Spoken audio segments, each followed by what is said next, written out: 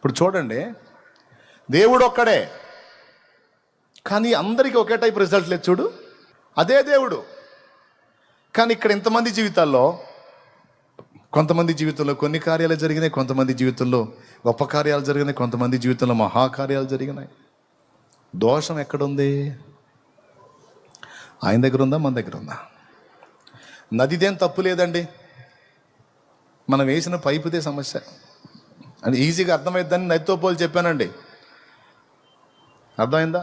ఆయన కూడా తను నదితోనే పోల్చుకున్నాడు. పరిశుద్ధాత్మ నదితో పోల్చబడ్డాడు, జీవజల నది. స్తోత్రం. ఇక్కడ మనం వినియోగించినటువంటి పైపును బట్టే ప్రతిఫలం.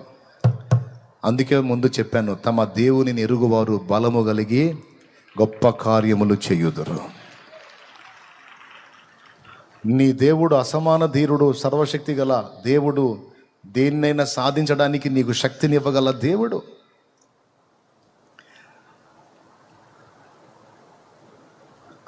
నలభై రోజుల నుంచి వాడు ఆంతున్న సవాలు విసురుతుంటాయా? మన వాళ్ళలో ఒక్కడ కూడా ముందుకు రాలేదు, కానీ ఒక బాలుడు వచ్చి నాకు పర్మిషన్ ఇస్తే నేను పోతాను అన్నాడయ్యా.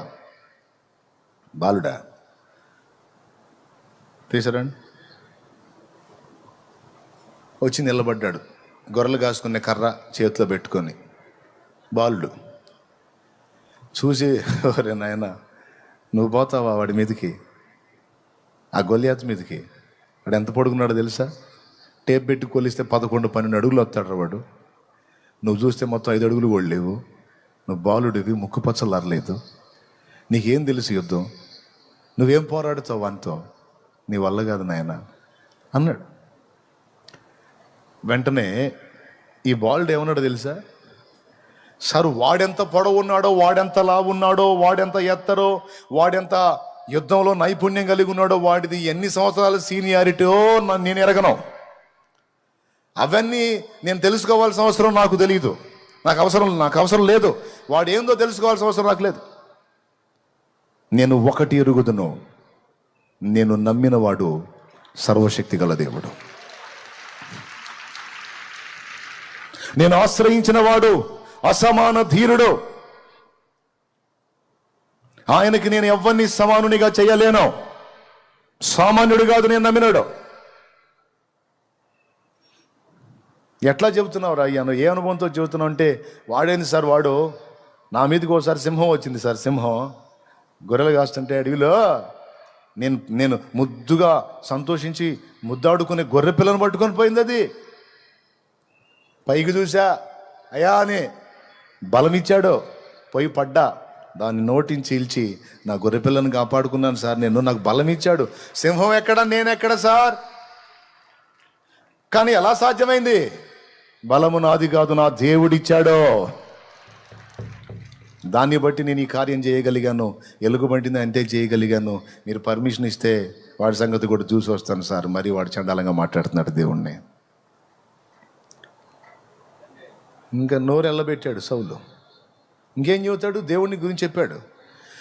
నువ్వు దేవుని భక్తుడు అయి ఉండి దేవుని బలాన్ని, దేవుని ఘనతని, దేవుని గొప్పని, దేవుని మహిమని ఎతకకుండా వరి వాడు మట్టి పురుగు, ఆ దేవుడు చేసిన ఒక బొమ్మ వాడు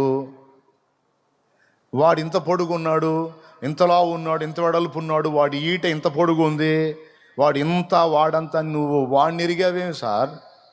ఈ 40 రోజుల నుంచి నువ్వు వాడిని ఎరుగుతున్నావా టేప్ పెట్టి? స్తోత్రం. చెప్పేది, జనాలు సమస్యలు ఎరిగినంతగా పరిష్కారమునిచ్చే దేవుణ్ణి ఎరగరండి. అది ఇక్కడ ప్రాబ్లం. సమస్యలను ఎరిగినంతగా వాటికి పరిష్కారం ఇచ్చే దేవుని ఎరగలే. అందుకే అంటే అన్నయ్య, జ్వరము, జలుబు, తలకాయ నొప్పి అంటే దేవుడు బాగు చేస్తాడు, కానీ ఇది క్యాన్సర్ అన్నయ్య. అమ్మో, సామాన్యమైన వ్యవహారం కాదు క్యాన్సర్. అది కూడా 4th స్టేజ్. అందుకే తెచ్చి ఇంట్లో పడేసి ఇక ఏం చేస్తాం? మరి ఇక చూస్తున్నాం, ఇంకెప్పుడు తీసుకుంటావు తీసుకోయ్యా అని. ఏం బతుకని ప్రార్థన చేయట్లేదా? ఇంకేం బతుకుతాడు అన్నయ్య? 4వ దంట ఏంటిది? 4th stage. దేవుడు స్వస్థపరుస్తాడు ప్రార్థన చేయండి. స్వస్థపరుస్తలేని జ్వరం తలకాయ నొప్పి కాదు కనయ్య. జ్వరం తలకాయ నొప్పి అయితే క్రోసినను పారాసిటమాల్ ఎత్తి పోయిద్ది. దానికి మళ్ళీ దేవుడే కార్యం చేయాలా? ఏమో అంటే నువ్వు ఎరిగింది ఎంతవరకు?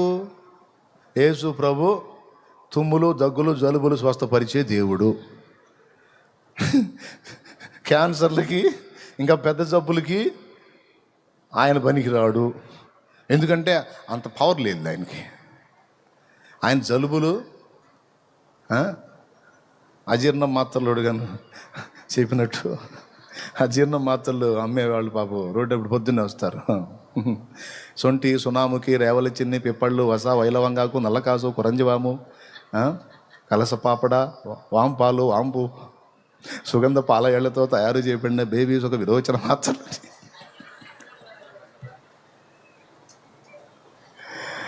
ఏమండి అందులో ఏమేమి వాడాడు చూస్తాడు మొత్తం. బండి వెళ్ళిపోతుంది, తొందర రండి అజీర్ణం మాత్రం. యేసు ప్రభుని ఏం ఎరుగున్నావు నాయనా? జలుబులు కానీ, దగ్గులు కానీ, జ్వరాలు కానీ, తుమ్ములుగా ఏం ఎరుగున్నా యేసు ప్రభునే? ఎంతవరకు ఎరుగున్నా? నువ్వు ఏ స్థాయిలో ఎరుగుంటే ఎంతవరకే వచ్చింది. ఆయన జ్వరాలకు, జలుబులకు, తుమ్ములకు, దగ్గులకు కాదు, ఆయన సమస్త రోగములకు సమాధానం ఇవ్వగలిగిన దేవుడు, స్వస్థపరచగలిగిన దేవుడు, బాగు చేయగల దేవుడు. కొన్ని పరిస్థితులనే డీల్ చేసే దేవుడు కాదు, ఆయన ఎలాంటి పరిస్థితిని కూడా డీల్ చేయగల దేవుడు. సో నంబర్ 1 ఏమి ఎరిగి ఉండాలో? పాయింట్ నంబర్ 1, ఆయన శక్తిని ఎరిగి ఉండాలి. ఆయన శక్తిని ఎరిగి ఉండాలండి.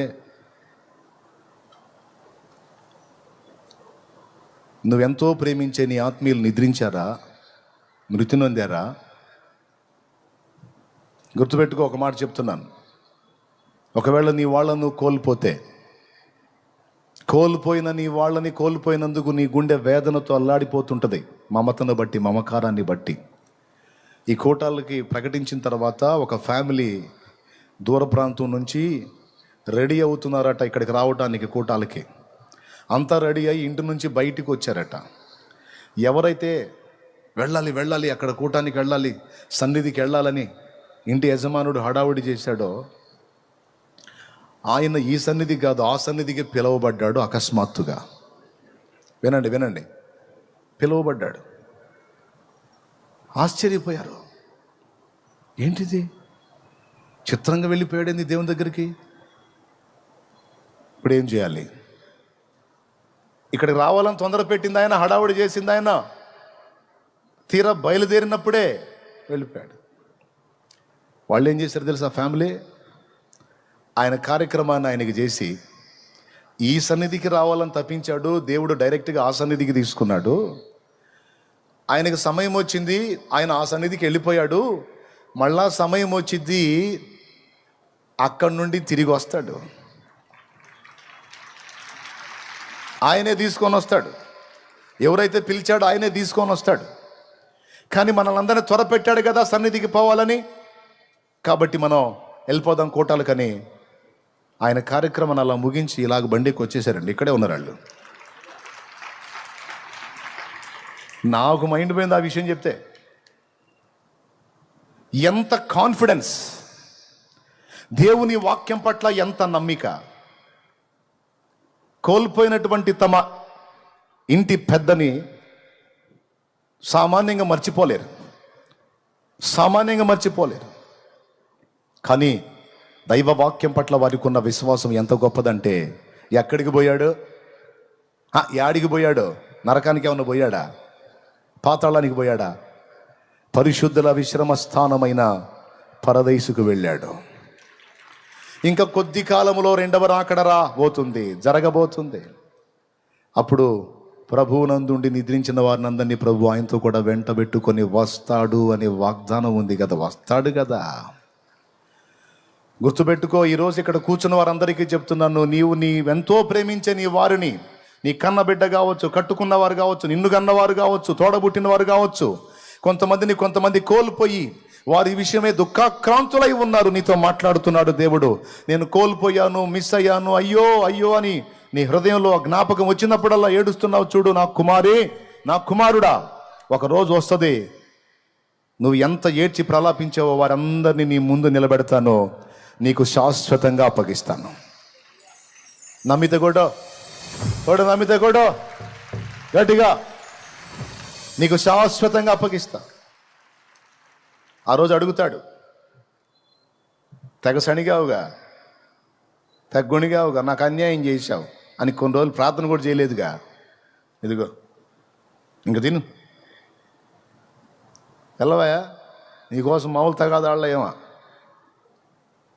మా అన్నయ్య మా తమ్ముడు, నా భార్య, నా బిడ్డ, నా తల్లి, నా తండ్రి, నా భర్త, ఓహే నాయన ప్రాణం తీసింది.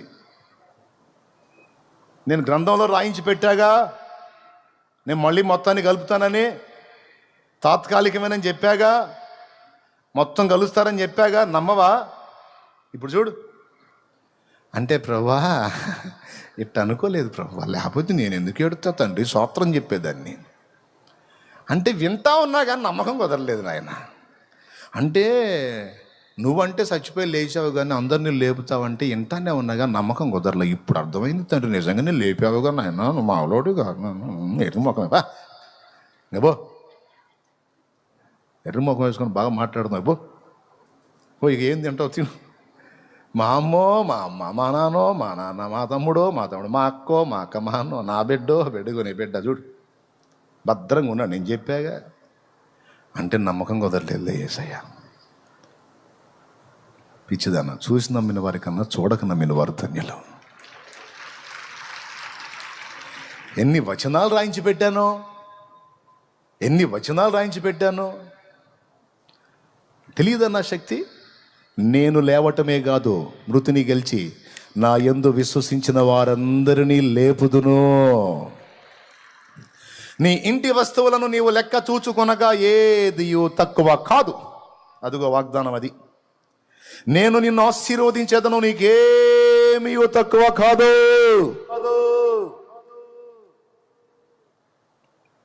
నేను సర్వశక్తి గల దేవుడు. నా శక్తిని అంచనా వేసే విషయంలో బోల్తా పడుతున్నావు నువ్వు. కొండలకే దేవుడిని అనుకుంటున్నావు, లోయలకు కూడా దేవుడిని అని అర్థం కావట్లా నీకు. కొండలలో, లోయలలో, అడవులలో, ఎడారులలో, కొండలలో, లోయలలో, అడవులలో, ఎడారులలో నన్ను గమనించినావా, నన్ను నడిపించినావా, నన్ను గమనించినావా, నన్ను నడిపించినావా.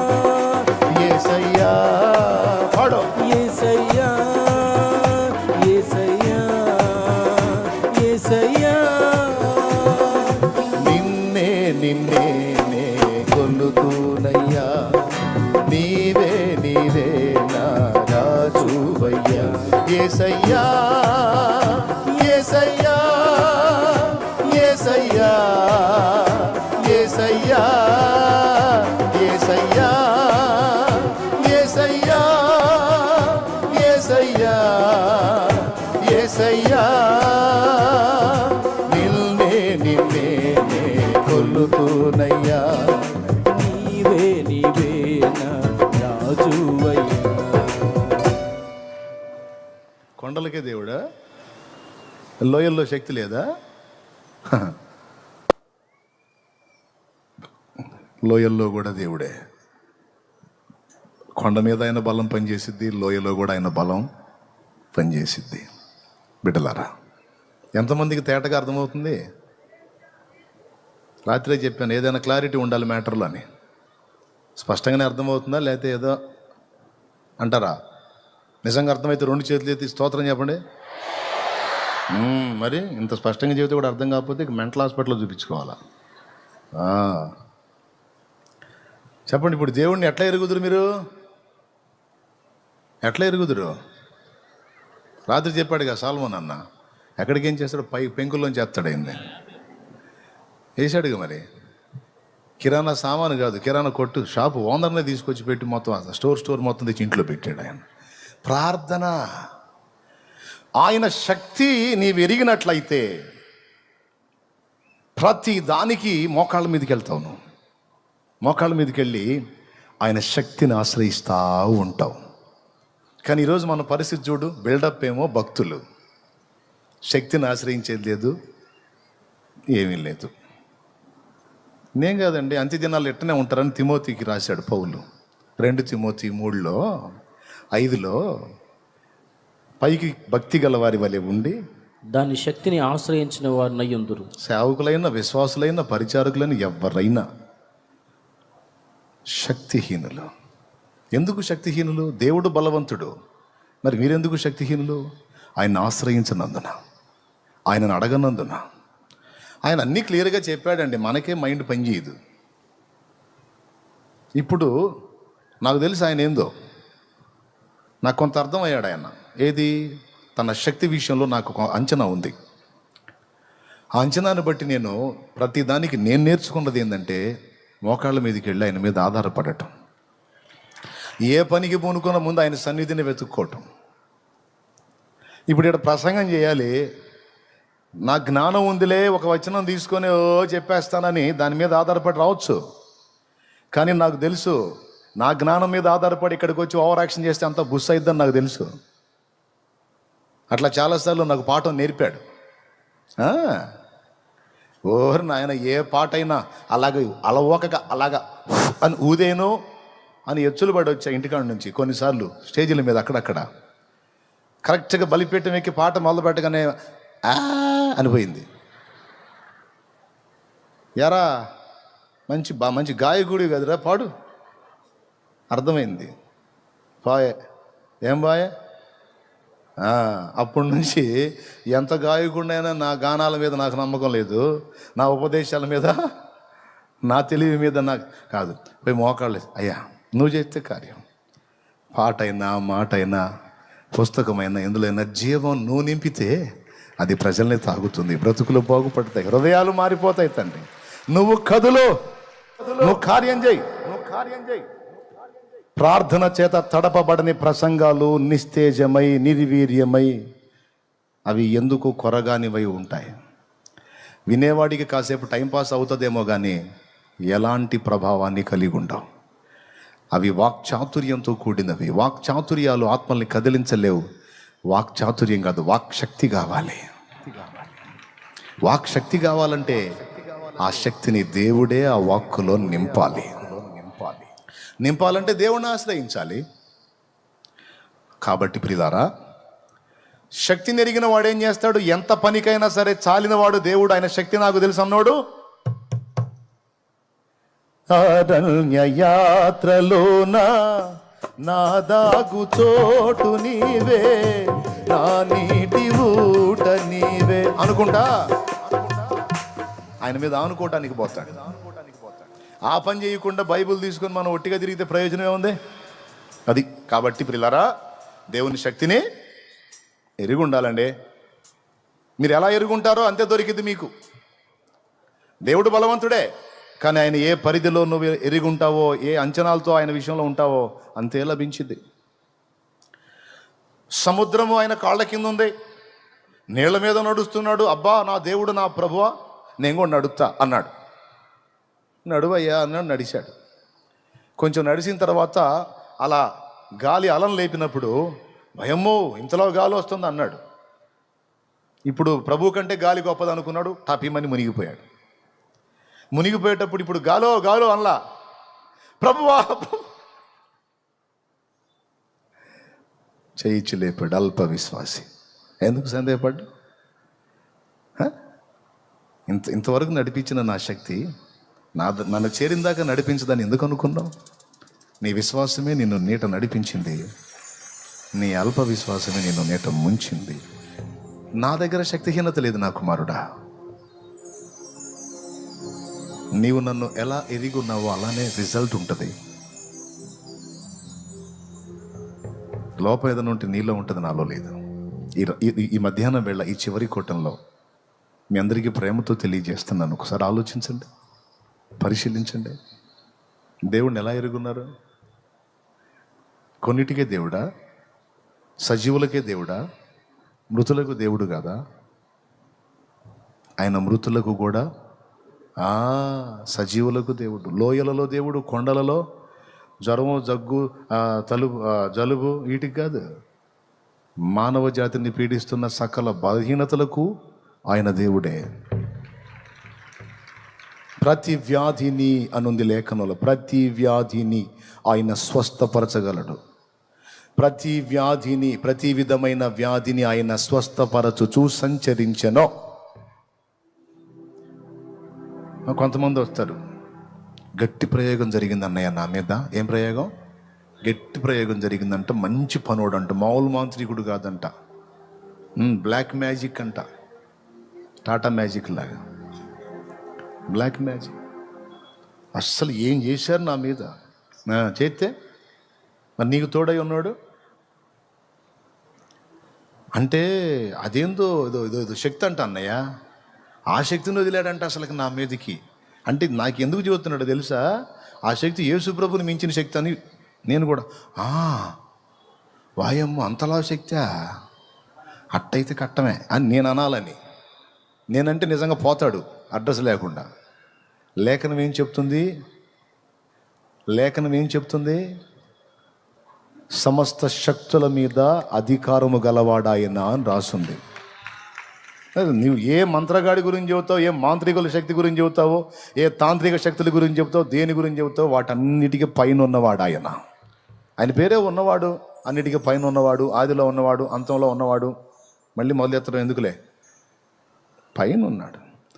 అన్ని నామముల కన్న పైనామము యేసుని నామము. పాడదాం. కొనియాడతగినది క్రీస్తు నామము, యేసు నామము. జయం జయము సాతాను శక్తులు లయం లయము, యేసు నామము. జయం జయము సాతాను శక్తులు లయం లయము. హల్లెలూయా హోసన్నా హల్లెలూయా హల్లెలూయా ఆమేన్ హల్లెలూయా యేసయ్యా హల్లెలూయా హల్లెలూయా.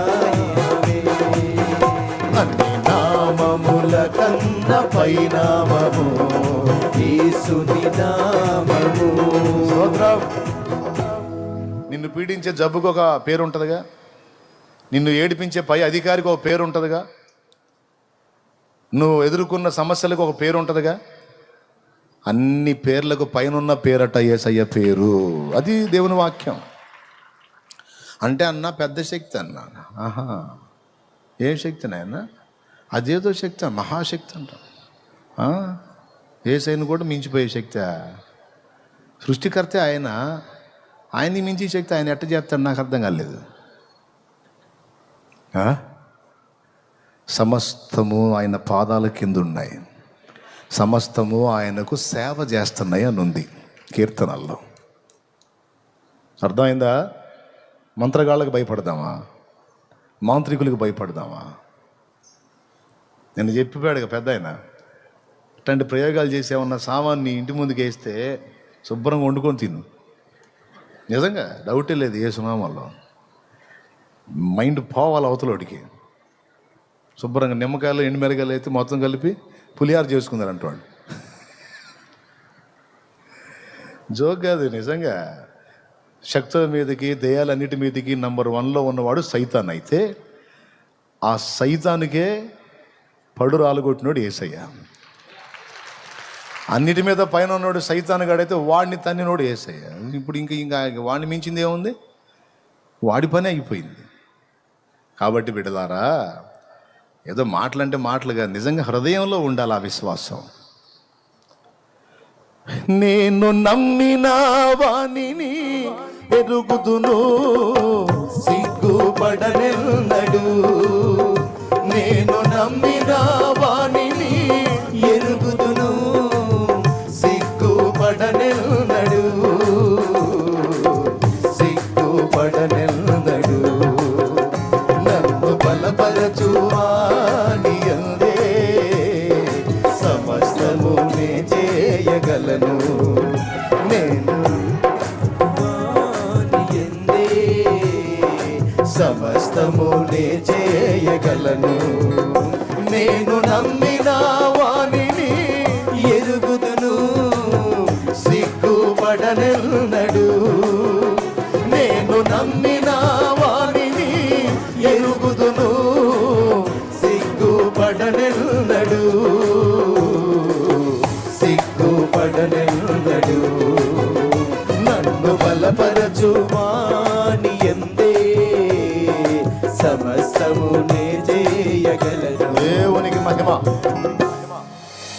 దేవుడిని ఎరిగి ఆయన కార్యాలను ఎరిగిన వాడు ఎన్ని అవమానాలు ఎదురైనా సిగ్గుపడడు.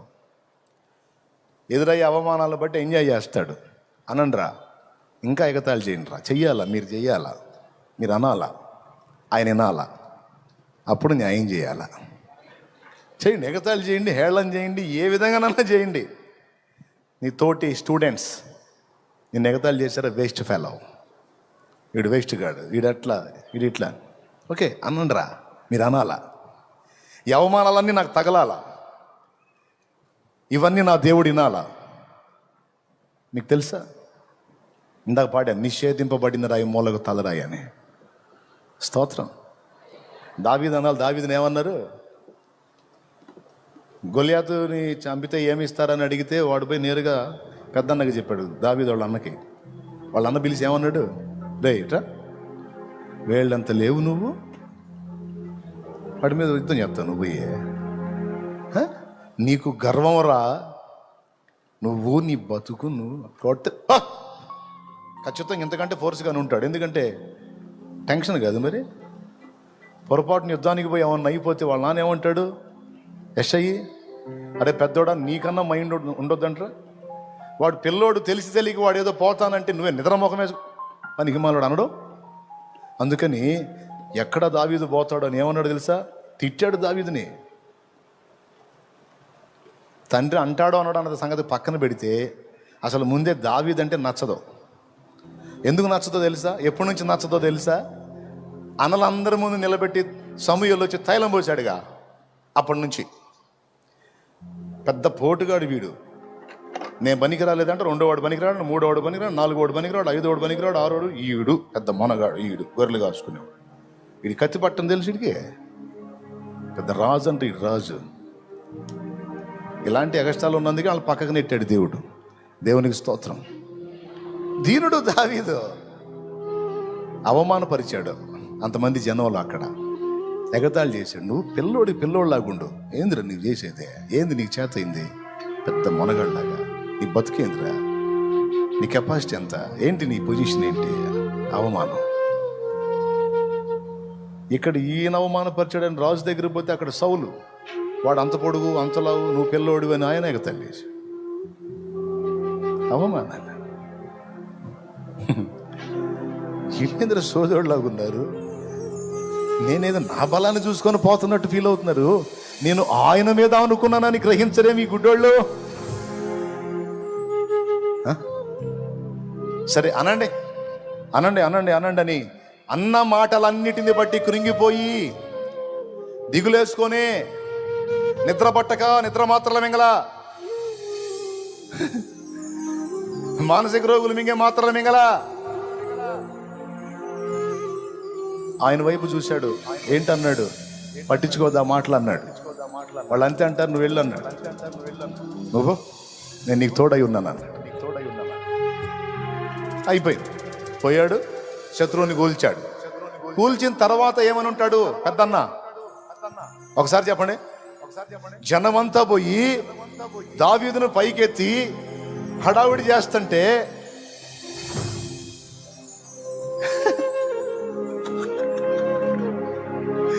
పోయే పరిగెత్తుకుండా ఎవరు అబ్బాయి వాడు, ఎవరు పిల్లవాడు వాడు, అంత పని చేశాడు వాడు, వేళ్ళు అంత లేడు, వాడు నాయన ఏంటిది, ఎవరు అబ్బాయి అంటే పోతా ఎవడనంటే ఏందన్నా ఎవరు అబ్బాయి వాడు అంటే మా తమ్ముడు, వాడి పేరు దావీదులే, మా తమ్ముడు, వాడు ఇప్పుడే కదా, వాడు ఫస్ట్ నుంచి మహా ఫోర్సు. ఊరు ముందేమంటివి అవమాన పరిస్థితే. బిడ్డలారా గుర్తుపెట్టుకోండి,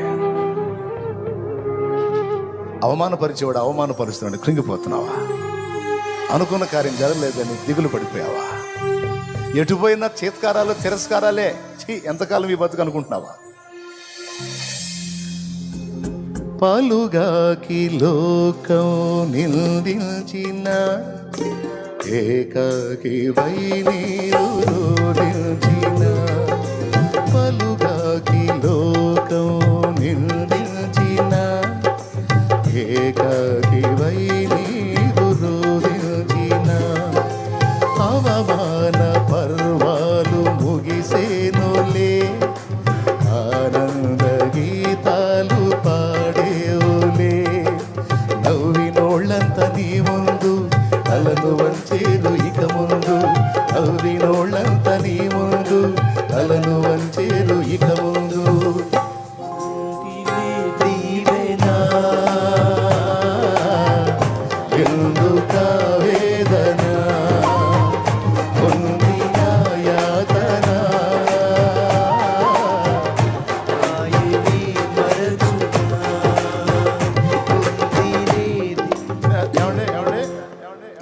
కష్టాలన్నీ వస్తున్నప్పుడు దావీదు ఎలా ఫీల్ అయి ఉంటాడు? దావీదు మనసు నాకు కొంచెం గ్రహింపు ఉంది. దావీదు ఎలా ఫీల్ అయి ఉంటాడో తెలుసా? వాడు శత్రువు కూలిపోయినప్పుడు ప్రజలంతా వచ్చి దావీదుని పైకెత్తినప్పుడు, దావీదు అన్నలో వచ్చి దావీదుని పొగిడి పొగిడి మాట్లాడుతున్నప్పుడు విర్రవీగి చూసుండడు, ఆకాశం వైపు చూసుకుంటాడు.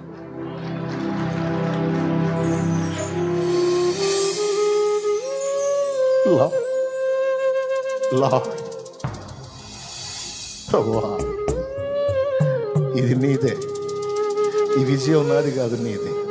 వీళ్ళకి తెలియదు, నన్ను కనపరుస్తుంది, నాది కాదు, నీది, ఇది నీదే. నా అవమానాలని పొగడ్తలుగా మరిచావా? నన్ను హేళన చేసిన వాళ్ళ ముందు నా తలనెత్తావా? ఇది నీదే, ఇది నీదే. సోదరుడా, సోదరే, వేస్ట్ గాడివిరా నువ్వు అనిపించుకొని ఉండొచ్చు. పనికి మాలిందన్న ఎంతో మంది చేస్తున్నా, నువ్వు చావట్లేదు అనిపించుకొని ఉండొచ్చు. ఎందుకే నీ బతుకు, చావే అనిపించుకొని ఉండొచ్చు. అది తలుచుకొని కొన్నిసార్లు నువ్వు ఏడుస్తుండొచ్చు పర్సనల్గా కూర్చొని.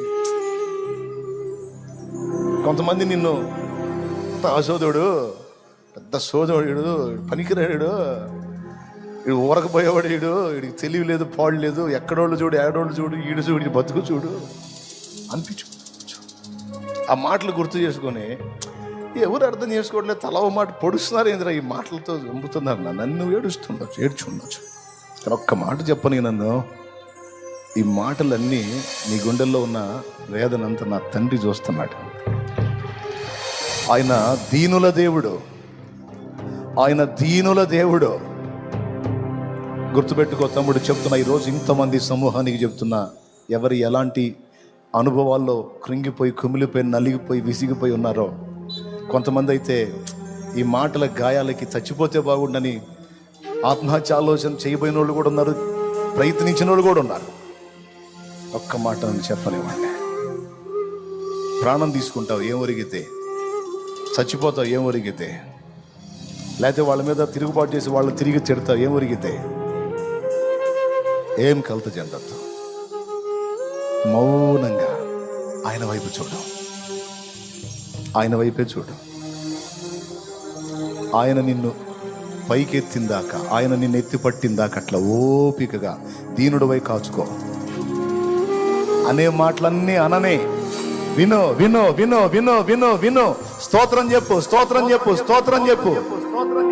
ఆయన నిన్ను పైకెత్తిన నాడు ఆ నోళ్ళన్నీ, అన్న నోళ్ళన్నీ అలాగా ఆశ్చర్యపోతాయి,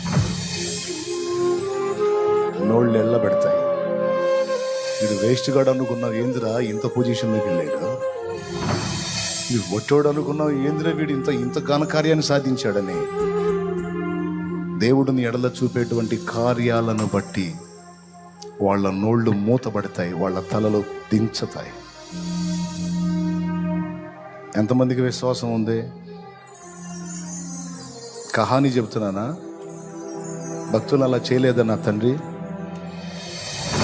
విరిగి నలిగిన హృదయము గలవారికి యెహోవా ఆసన్నుడు. అలాంటి హృదయం దావీదు కలిగి ఉన్నాడు, యోసేపు కలిగి ఉన్నాడు. దేవుడు వారిని ఎత్తిపట్టాడు. ఈరోజు ఆయన బిడ్డగా, నా కుమారి కుమారుడా, నా తల్లి తండ్రి, అక్క చెల్లి తమ్ముడు అన్న, ఎలాంటి చేదైన అనుభవంలో ఉన్నావు, డోంట్ వరీ అనేవాళ్ళని అననే, కృంగిపోవాక. నీ పిల్లలు తిడుతున్నారా? నీ దీన స్థితిని బట్టి నువ్వు శుభకార్యాలకు వెళ్ళిన దగ్గర అవమానపరుస్తున్నారా? ఓకే అవన్నీ తీసుకోరా, తీసుకో తల్లి, తీసుకో నాయనా, తీసుకో, స్తోత్రం చెప్పుకో, గుర్తుపెట్టుకో. రేపు అవన్నీ మధురమైన జ్ఞాపకాలుగా మారబోతున్నాయి నీకు. నువ్వు ఏ కార్యాలకు వెళ్ళిన దగ్గర నేను అవమానపరిచారా? డోంట్ వరీ, తీసుకో అవన్నీ, గుర్తుపెట్టుకో. అవన్నీ నీకు తీయని జ్ఞాపకాలుగా మారబోతున్నాయి. అవి నాకు వద్దు అనుకుంటే మరి రేపు మధురమైన జ్ఞాపకాలు ఏముంటాయి నీ జీవితంలో చెప్పు. అవి అనాలి వాళ్ళు, నువ్వు వినాలి, ఆయన వినాలి, నిన్ను ఎత్తిపట్టాలి. నీకు అదొక మధురమైన అనుభవంగా మిగిలిపోవాలి. ఈ మాట ఎంతమందికి అర్థమైందో చేతులు ఎత్తండి. వాడొత్త గాలుడు, వాడొత్త తాగుబోతాడు, వాడొత్త తిరిగిపోతాడు, వాడొత్తి పేకాటగాడు, వాడు డ్రగ్గిస్ట్. ఏమిస్ట్? డ్రగ్గిస్ట్, డ్రగ్గోడు. వాడు పనికినాడు, వాడు ఉరకపోయేవాడు. వాడు బతుకు మారిద్దా? నువ్వు డ్రింకర్వే, నువ్వు తాగుడు అలవాటు పడ్డావు, కానీ నీ గుండెల్లో కూడా మారాలని ఉంది, కానీ మానలేకపోతున్నావు. నీకు ఈరోజు శుభవార్త. అలా నిన్ను అవమానంగా మాట్లాడిన వాళ్ళందరి ముందు నీవు తల ఎత్తుకొని తిరగాలి అంటే దానిని జయించే బలమిచ్చే యేసు ఈరోజు నిన్ను పిలుస్తున్నాడు, రమ్మని. దా, నా లైఫ్ కూడా బాగుపడిద్దా? నా పాపాలు కూడా యేసు క్షమిస్తాడా?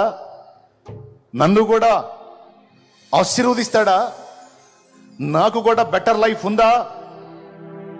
ఉంది. నువ్వు విశ్వసిస్తే ఇది నిజం. నేను ఎదుర్కొన్న అవమానాలు, నేను సాక్ష్యం ఇస్తున్నా, అవమానాలు ఎదుర్కొన్న చాలా, ముఖం మీదనే దూషించాను. ఒకసారి సింగిల్గా కూర్చొని నేర్చుకునేవాడిని. మరి నేను పాటలు, దేవుని ఇచ్చిన పాటలు రాసుకుంటానంటే ఆ అనుభవాల్లోంచి వచ్చిన ఆ తలంపులు, పరిశుద్ధాత్మ దేవుడు ముందు అనుభవాలు నేర్పి తర్వాత తలంపులు ఇచ్చి అవే పాటలు చేయించాడు. ఆయన చేసిన కార్యం. నేను ముగిస్తున్నాను, మీరు జాగ్రత్తగా ఈ మాటలు తీసుకోండి. నేను ఫేస్ చేశాను అనుభవాలు, కానీ ఈరోజు దేవుని కృతజ్ఞతలు చెప్పుకుంటా ఉన్నాను. దేవునికి మహిమ కలుగును గాక. హల్లెలూయా. నా జీవితానికి మార్పు ఉంటుందా? నా బ్రతుకు కూడా బాగుపడిద్దా? తప్పకుండా బాగుపడిద్ది. బాగు చేసేవాడు ఆయన ఉన్నాడు. నా టోటల్ ఫ్యామిలీకి చెప్పాను, డోంట్ వరీ, వాళ్ళు అలా అన్నారు, వీళ్ళు ఇలా అన్నారని కృంగిపోతున్నారా? నిరాశపడుతున్నారా? మనకు దేవుడు లేడా? ఆయన వినట్లేదా? బాధపడకండి. ఈ మాటలన్నీ గుర్తుపెట్టుకోండి. అన్ని రివర్స్ అయితే చూడండి. చెప్తూ వచ్చా, ఫ్యామిలీకి చెప్తూ వచ్చాను. ఈరోజు అవి చూస్తున్నప్పుడు వాళ్ళు కన్నీళ్లతో దేవుని వైపు చూడటం తప్ప ఇంకేం చేసేది లేదు. ప్రియమైన బిడ్డలారా, మీ అనుభవాలు అలా మారుతాయి. నా దేవుడు చేస్తాడు. అన్ని ఉన్నోళ్ళని దగ్గరకు తీసుకొని ఏమీ లేదని నిన్ను నెట్టారా? నీకేసై ఉన్నాడు. ఆయన ఉన్నాడు, నీకు నీ పక్కన ఉంటాడు. వాళ్ళు కాదు, వాళ్ళ తాతలు పరిగెత్తుతారు నీ దగ్గరికి. Don't worry. ఈ చివరి కూటంలో ఈ వాగ్దానాలు తీసుకో, నువ్వు విశ్వాసంతో తీసుకో. ఇవన్నీ శరీర సంబంధమైన అనుకోవద్దు. ఆత్మ సంబంధంగా ఉన్నాయి కొన్ని గాయాలు, శరీర సంబంధంగా ఉన్నాయి కొన్ని గాయాలు. అన్నీ కట్టి చెదరిన గుండెల్ని ఆదరించేవాడు నా దేవుడని సాక్ష్యం ఇస్తున్నాను. అయితే ఒక్కటి షరతు, నీవు దేవుణ్ణి ఆశ్రయించు, దేవుని వైపే చూడు, నా యేసయ్య వైపే చూడు. ఆయన చెప్పిన మాట విను, ఆయన్ని తెలుసుకో, ఆయన్ని కలుసుకో, ఆయన చెప్పిన మాటలకు లోబడు, బాగుపడతావు. దేవుని శక్తిని మనం ఎరిగి ఉండాలి. దేవుడు ఎంత జ్ఞానవంతుడో మనం ఎరిగి ఉండాలి. నీవు బాగు చేసుకోలేని ఎన్నో సమస్యలను ఆయన బాగు చేయగలడు. ఆయన జ్ఞానవంతుడు. ఆయన ప్రేమ ఏంతో నీవు ఎరిగి ఉండాలి. నీకోసం తన ప్రాణాన్నే పణంగా పెట్టినోడు నిన్ను అలా వదిలేస్తాడా? నా ధైర్యం అదే. నన్ను పిచ్చిగా ప్రేమించి నా కోసం ప్రాణం పెట్టినోడు అవమానాలకు నన్ను అప్పగించాడు అంటే గొప్ప ఆశీర్వాదం ఏదో నాకు ఇవ్వబోతున్నాడని నాకు తెలుసు. ఎందుకంటే ఆయన నన్ను ప్రేమిస్తున్నాడు. చాలా ఇష్టం నేనంటే యేసయ్యకి. నువ్వు చెప్పగలవా? ఎంతమంది చెబుతారు? అంత కాన్ఫిడెన్స్తో చెప్పండి. చెప్పు, నేనంటే యేసయ్యకి చాలా ఇష్టం. చెప్పు, గట్టి చెప్పు. నిజమేనా? ఎట్ట చెబుతున్నావు తెలుసా? నేనంటే చాలా ఇష్టం. పూర్తి నిశ్చయితం. నిజం చెప్పండి, నిజం చెప్పండి. నమ్ముతున్నావా? ఆయన నీ కోసం ప్రాణం పెట్టాడు. ఒకడు అన్నాడట, పద్దాకలు నీ కోసం పెట్టాడు, నీ కోసం ప్రాణం పెట్టాడు అంటావు ఏంది? వీళ్ళందరి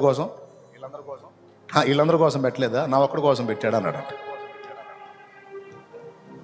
అప్పుడు దైవజనుడు అన్నాడంట, ఎవరు బాబా, వాళ్ళందరూ కాదు, లోకంలో ఉన్న వాళ్ళందరూ నీతిమంతులై నువ్వు ఒక్కడవే పాపివై ఉంటే నీ ఒక్కడి కోసం కూడా ఆయన భూమి మీదకి వచ్చి సిలువను ఎక్కుతాడురా. అది యేసయ్య ప్రేమ,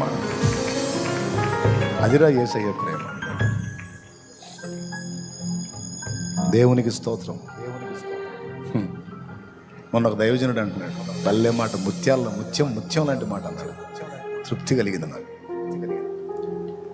కొంతమంది మనుషులు మనమేందో తెలియక మనల్ని ప్రేమిస్తారట. కొంతమంది మనుషులు మనమేందో తెలియక మనల్ని ద్వేషిస్తారట. మనమేందో తెలిసినప్పుడు భలే మాట.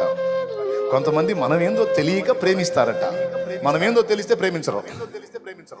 కొంతమంది మనమేందో తెలియక ద్వేషిస్తారట. ఆ ద్వేషించే వాళ్ళకి మనమేందో అర్థమైతే వాళ్ళ అభిప్రాయాన్ని మార్చుకుంటారు. కానీ యేసయ్యకు మనమేందో పూర్తిగా తెలిసి కూడా మనల్ని ప్రేమించాడు. మనమెంత బలహీనులమో, మనమెంత చెంచల మనసు గలవారమో, అస్థిరలమో ఎరిగి ఉండి కూడా ఆయన మన కోసం ప్రాణం పెట్టడానికి ఇష్టపడ్డాడు.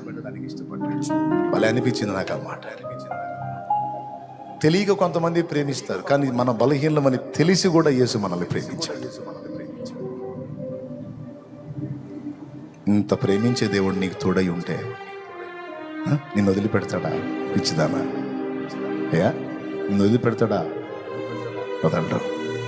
ఒక్కటి చేయనా, నీకు ఏ వేదన కలిగినా మోకాళ్ళు వేసి ఆయన పాదాల దగ్గరికి వెళ్ళి అక్కడ ఏడు. మనుషుల ముందు ఏడవద్దా, మనుషుల ముందు విషన్నంగా తిరగొద్దా, సంతోషంగా తిరుగు, ఆనందంగా తిరుగు, ఆయనను బట్టి ధైర్యం తెచ్చుకొని గంభీరంగా తిరుగు. నీకే గాయమైనా వెళ్ళి మోకాళ్ళు వేసి ఆయన ఆయన ఆయన ఆయన కాళ్ళ దగ్గర కన్నీళ్ళు కావచ్చు. అన్ని జ్ఞాపకార్థంగా చేరతాయి. నా తండ్రి తప్పకుండా నీకు సమాధానం ఇస్తాడు.